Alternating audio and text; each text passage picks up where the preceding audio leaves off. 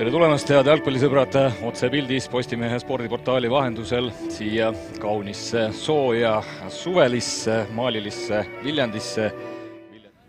Viljandis on Roger Theor valmis palli mängu panema, pall on mängus ja paras hetk vaadata meeskondade koosseisudele otsa. Võtame külalised enne.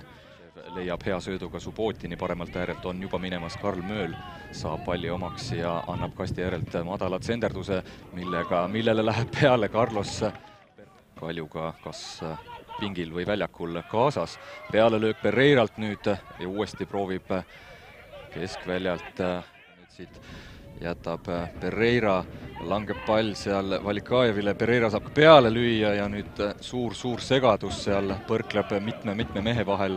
Teenib karistuslöögi, mida läheb andma Dmitrijev, ei siiski Tjapkin otse väravale, uuesti aktsioonis vasakul äärel.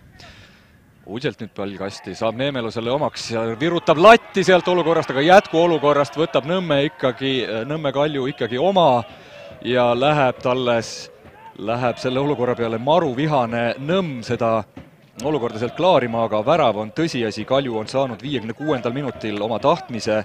Vaatame selle olukorra siit ära, Kirss on nüüd minemas, suunab vasakul äärele Neemelole selle palli, Neemelo kastist tsenderdab ja oma värava lööb siit olukorrast Jana Õunap, madal Neemelo tsenderdus, läks seda klaarima Õunap ebaõnnestunult ja 61. minutil see äärelt Theor, kas suudab nüüd anda tsenderduse sealt, annab ja läheb Jana Õunap seal löögile, tahab ennast rehabiliteerida oma värava eest ja on ohtlik Kalju värava all, aga suudavad vajaliku ruumi jätnud. Nüüd on leitud jälle kastis Tarmo Neemelo, saab ta sealt ka pealelöögi kirja õnnega poole löönud sisse.